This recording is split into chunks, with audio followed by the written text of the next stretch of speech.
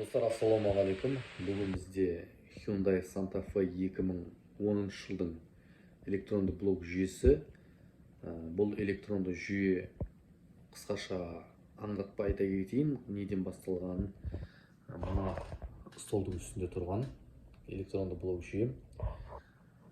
Көлікте бізде көлік жуғаннан кейін, мотордың ішін жуғаннан кейін су кіріп кетеді. Су кіргеннен кейін электронды блок жүйе сбой процессорға дейін ошибка шығып, көлік қызады, бірақ теуіп салады селекторге, дыға, заднийға, артқа, алға дегендей дұрыс. Сосын көлік соғып қалады, қызбайды машина.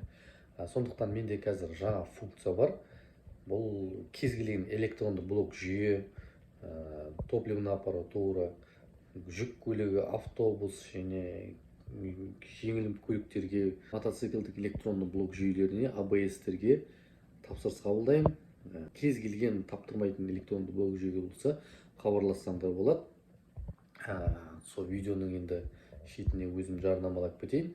Ал бұл көліктің электронды блок жүйесінің жағдайын айтқанымдай, мойкіден кейін көлік қызбай қалды. Сондықтан қазір біз Ресейден жаңа электронды блок жүйе тапсырыс береміз.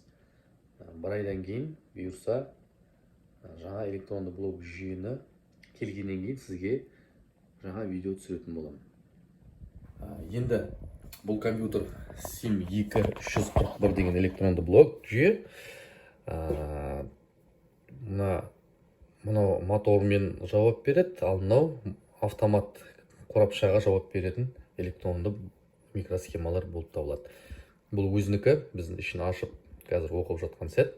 Осы момент айта кететінім, көбісі блок жүйе мотордікін жасап алады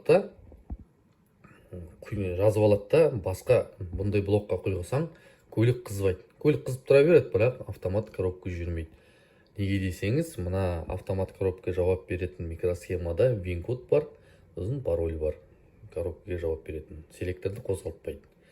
Сондықтан біз электронды блок жүйені жаңа тапсырыс берген болатынбыз. Бұл Америкадан через Россия келген болатын. Жаңа 2022 жылдың электронды блок жүйесі сол көлікке қондыруға арналған электронды блок жүйе. Сондықтан газ қондыратын кезде, немесе көлік жуған кезде абайлаңыздар, компьютер дәл осындай жағдайға душар болуы мүмкін.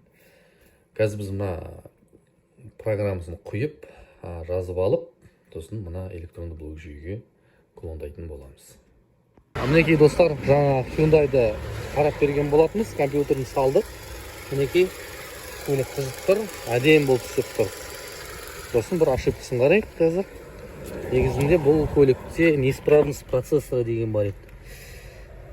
Сондай ошибка бар еді. Ол енді бізде кетті ма, кетпеді ма, сонда бір қарап жіберейік. Нормально. Проблема жоқ. Осылай міне көлік қызып тұр. Шек жоқ, барлық тап-таза, идеальны. Сондықтан электронды блок жүйе тапсырыс беретін болсаңыз, немесе оқыту керек болып жатса, хабарласыңдар. Барлығын жасап беруге болады.